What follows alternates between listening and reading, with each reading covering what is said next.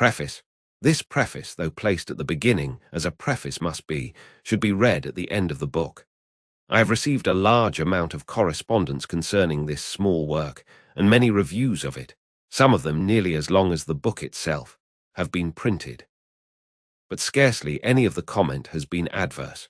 Some people have objected to a frivolity of tone, but as the tone is not, in my opinion, at all frivolous, this objection did not impress me.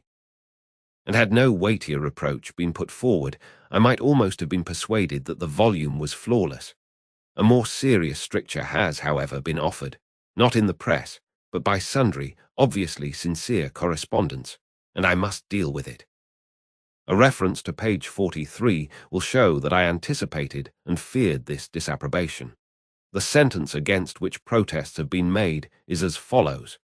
In the majority of instances, he, the typical man, does not precisely feel a passion for his business. At best, he does not dislike it. He begins his business functions with some reluctance as late as he can, and he ends them with joy as early as he can. And his engines, while he is engaged in his business, are seldom at their full HP. I am assured, in accents of unmistakable sincerity, that there are many businessmen, not merely those in high positions or with fine prospects, but modest subordinates with no hope of ever being much better off, who do enjoy their business functions, who do not shirk them, who do not arrive at the office as late as possible and depart as early as possible, who, in a word, put the whole of their force into their day's work and are genuinely fatigued at the end thereof. I am ready to believe it. I do believe it. I know it. I always knew it. Both in London and in the provinces, it has been my lot to spend long years in subordinate situations of business. And the fact did not escape me that a certain proportion of my peers showed what amounted to an honest passion for their duties, and that while engaged in those duties, they were really living to the fullest extent of which they were capable. But I remain convinced that these fortunate and happy individuals, happier perhaps than they guessed, did not and do not constitute a majority or anything like a majority. I remain convinced that the majority of decent, average, conscientious men of business, men with aspirations and ideals, do not, as a rule, go home of a night genuinely tired. I remain convinced that they put not as much, but as little of themselves as they conscientiously can into the earning of a livelihood, and that their vocation bores rather than interests them. Nevertheless, I admit that the minority is of sufficient importance to merit attention, and that I ought not to have ignored it so completely as I did do. The whole difficulty of the hard-working minority was put in a single colloquial sentence by one of my correspondents.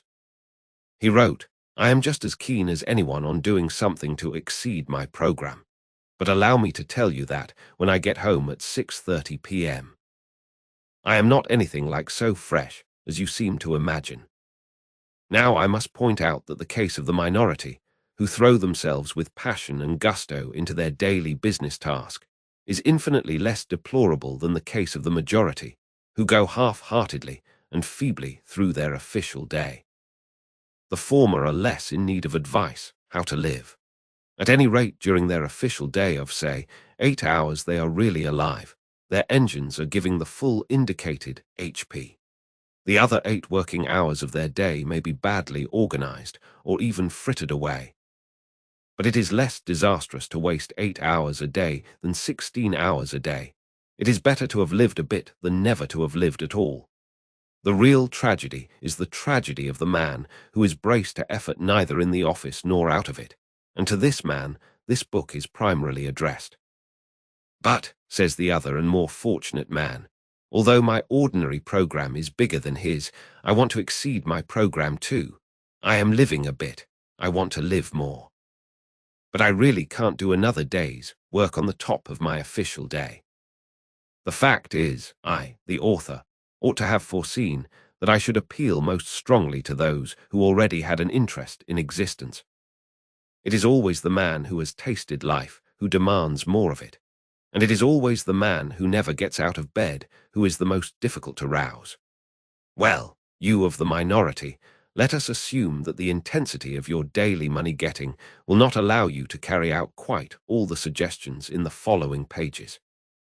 Some of the suggestions may yet stand. I admit that you may not be able to use the time spent on the journey home at night, but the suggestion for the journey to the office in the morning is as practicable for you as for anybody. And that weekly interval of 40 hours from Saturday to Monday is yours just as much as the other man's, though a slight accumulation of fatigue may prevent you from employing the whole of your HP upon it. There remains, then, the important portion of the 3 or more evenings a week. You tell me flatly that you are too tired to do anything outside your program at night. In reply to which I tell you flatly that if your ordinary day's work is thus exhausting, then the balance of your life is wrong and must be adjusted. A man's powers ought not to be monopolized by his ordinary day's work. What, then, is to be done? The obvious thing to do is to circumvent your ardor for your ordinary day's work by a ruse. Employ your engines in something beyond the program before, and not after, you employ them on the program itself. Briefly, get up earlier in the morning. You say you cannot. You say it is impossible for you to go earlier to bed of a night. To do so would upset the entire household. I do not think it is quite impossible to go to bed earlier at night. I think that if you persist in rising earlier, and the consequence is insufficiency of sleep, you will soon find a way of going to bed earlier. But my impression is that the consequences of rising earlier will not be an insufficiency of sleep. My impression, growing stronger every year, is that sleep is partly a matter of habit and of slackness. I am convinced that most people sleep as long as they do because they are at a loss for any other diversion. How much sleep, do you think, is daily obtained by the powerful, healthy man who daily rattles up your street in charge of Carter Patterson's van? I have consulted a doctor on this point. He is a doctor who for 24 years has had a large general practice in a large, flourishing suburb of London, inhabited by exactly such people as you and me.